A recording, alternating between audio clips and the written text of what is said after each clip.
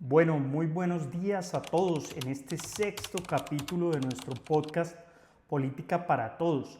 La idea del día de hoy es analizar qué viene en el último año de gobierno del presidente Gustavo Petro. Por eso vale la pena analizar el discurso que dio el 20 de julio cuando se instalan las sesiones ordinarias del Congreso y el discurso del 7 de agosto. Así que vamos a entrar a analizar qué viene. Lo primero es entrar en detalle en el discurso del 20 de julio. Lo instaló obviamente ante el Congreso de la República. Fue un escenario de muchísima polarización. No sé si ustedes vieron en medios que salió en medio de abucheos. El pastor Sade gritaba reelección.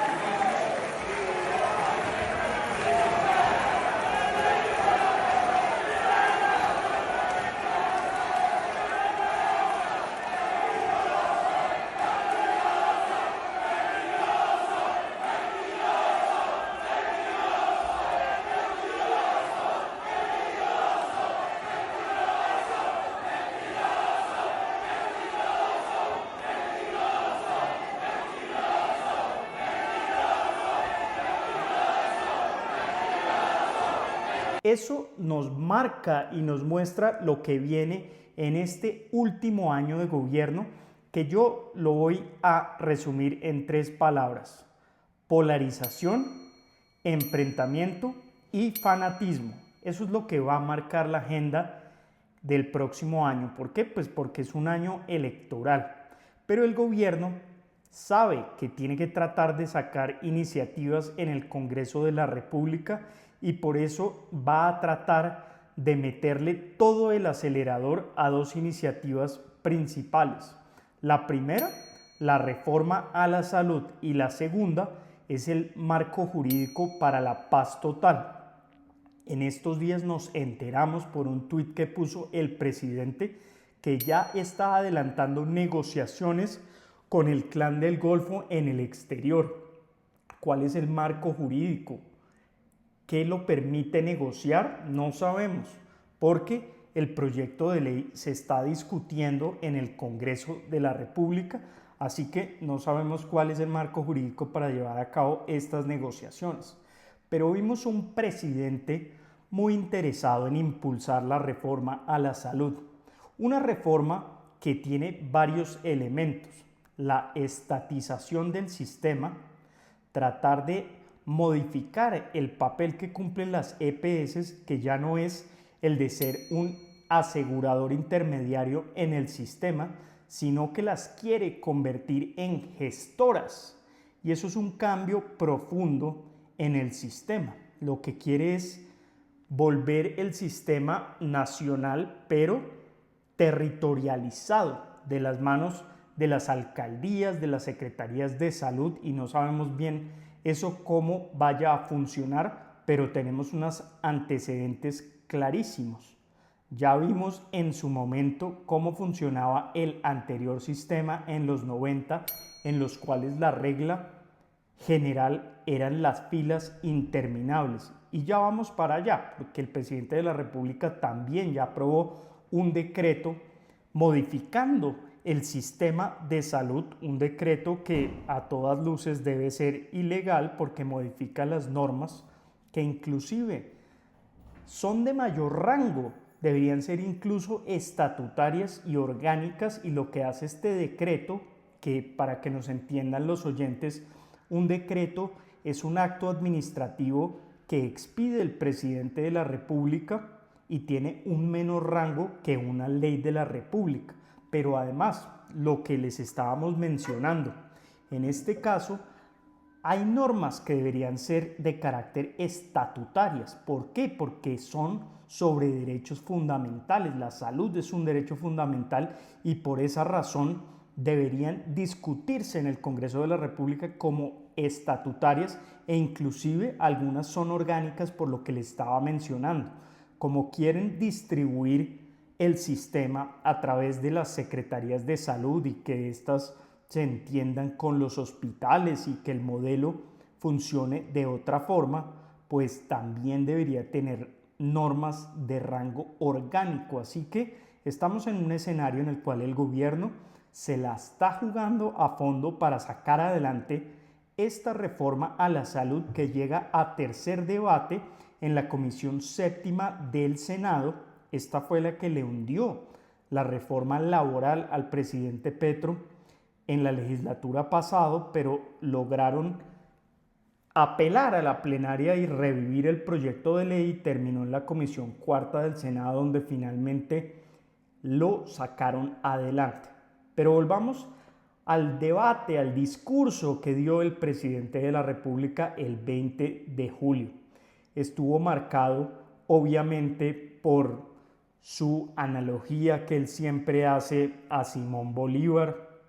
Habló del esclavismo, que solamente hay democracia a partir del momento en que hay una abolición del esclavismo, o sea, nuestra independencia no fue el punto en el cual se constituyó una democracia como tal, sino que menciona en el momento de la abolición de la esclavitud, y esto lo conectó con la aprobación de la reforma laboral, en la cual pues lograron algunos avances para los trabajadores, específicamente cuáles, los que ya les hemos mencionado: horas extra a partir de las 7 de la noche, esas es pues digamos las horas extras nocturnas, y un recargo los dominicales y festivos del 100%. Además pues mencionó el tema del SENA, de los aprendices del SENA, porque modificaron el contrato como tal. Ya uno podría decir que no es de aprendizaje, sino que es un contrato laboral como tal, y esa es su gran reivindicación. Pero volvamos a este discurso. Estuvo marcado por la polarización. ¿Por qué? Porque obviamente se notó un enfrentamiento en el Congreso de la República entre quienes están a favor de Petro y quienes son oposición, pero algo que yo nunca había visto. Terminaron a los gritos, por ejemplo, cuando habló de la reforma a la salud. Petro pidió aplaudir al ministro de Salud Jaramillo, dijo que lo quería condecorar con la Cruz de Boyacá, pero la oposición le gritaba: ¿y qué pasa con la insulina? No hay abastecimiento de insulina, ¿qué es lo que está pasando? Y Petro se rió y dijo: no, muy sencillo, es que lo acapararon las empresas que son las encargadas de entregar la insulina. Ese es su gran argumento. Si faltan medicinas es porque la están acaparando las empresas que tienen la tarea de entregarla. Tú gritas que no hay insulina, yo te digo por qué, eso sí me demoró un poquito.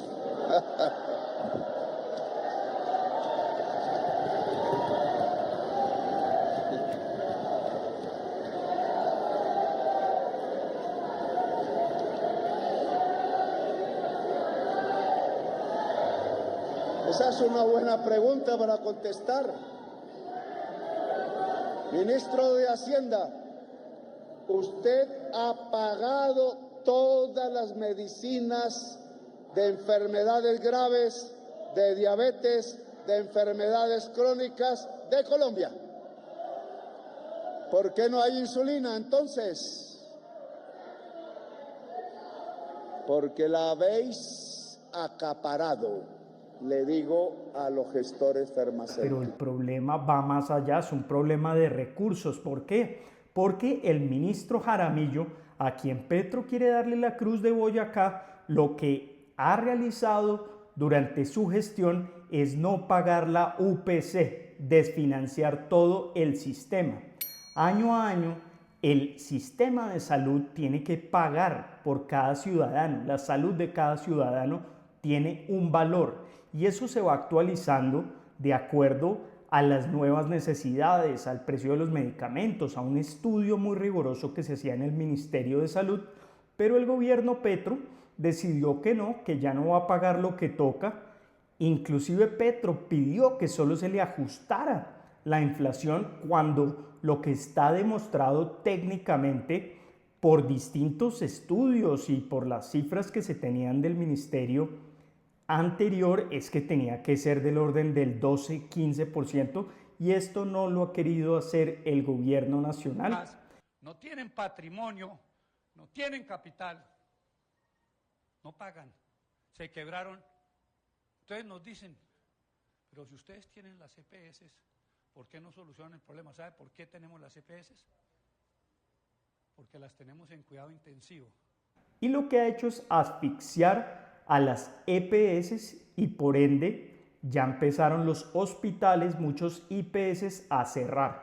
Pero Petro en el Congreso de la República salió a decir que estábamos en el mundo perfecto, que teníamos cifras récords en mejoramiento de salud, de algunos casos de la mortalidad de mujeres embarazadas, habla de las enfermedades crónicas no transmitibles, entre otros indicadores, y dice que el gran proyecto del progresismo es salvar la vida, y que además están implementando un sistema preventivo. Este sistema, ¿cómo funciona y cómo se lo sueña el ministro de Salud y Petro?